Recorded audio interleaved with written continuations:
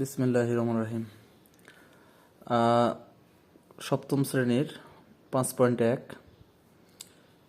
একটা অঙ্ক দেখতে পাচ্ছ। এই অঙ্কটা সমাধান করে দেখাবো। এখানে দেওয়া আছে x = 7 এবং y = 6 হলে 16x স্কোয়ার এবং 40-40xy যোগ 25y স্কোয়ার এর মান নির্ণয় করো। আচ্ছা, তাহলে আমাকে সর্বপ্রথম মান নির্ণয় করতে গেলে আমি লিখব সমাধান দেওয়া আছে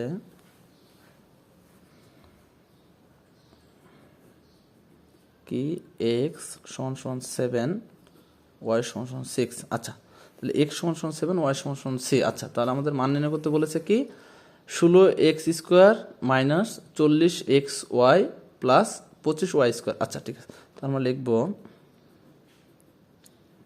প্রদত্ত রাশি কত 16x square 40xy plus 25y square. আচ্ছা, তাহলে এখানে সর্বপ্রথম আমাদের কি করে নিতে হবে, এই সংখ্যাগুলোকে 16, 40 এবং 25কে ভেঙে নিতে হবে, ভাঙতে হবে। আচ্ছা, যদি আমি ভাঙি বা ছোট করি তাহলে এখানে হচ্ছে আমি যদি 4 4 4 16 হয়, তাহলে 4x স্কোয়ার, দেখো 4 4 16 আর x স্কোয়ার, তাহলে কত 16x স্কোয়ার হয়ে গেল। তারপরে আমরা যদি সূত্র 2 নিয়ে আসি, সূত্র 2 দিলাম, তারপর এ নিয়ে আসি, সূত্র 2ab, এ আমরা পেয়েছি এ সমান কত, এ সমান 4x।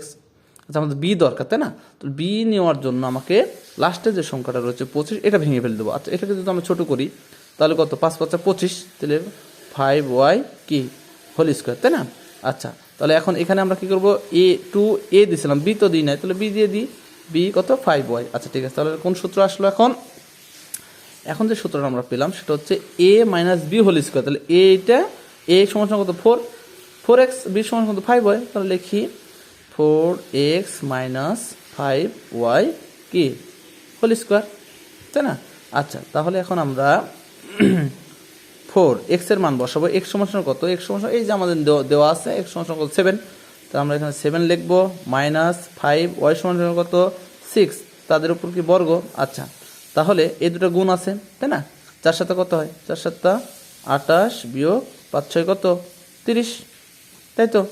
আচ্ছা, তাহলে এখন আমরা 28 থেকে 30 বাদ, মানে 28 কি ছোট সংখ্যা, তো আমরা জানি ছোট সংখ্যার থেকে যখন বড় সংখ্যা আমরা বিয়োগ করি তখন তার সামনে একটা মাইনাস হয়, তাই না? মাইনাস, তাহলে 28 থেকে 30 বাদ দিয়ে থাকে কত 2, তার উপর কত স্কোয়ার, তাহলে এখানে স্কোয়ার মানে কি বর্গ, বর্গ মানে কি ডবল আছে, তারপরে -2 গুণ -2, তাই না? তাহলে মাইনাস মাইনাসে প্লাস হয়ে যাবে, তাহলে 4। তাহলে এর উত্তরটা কত আমরা পেলাম 4।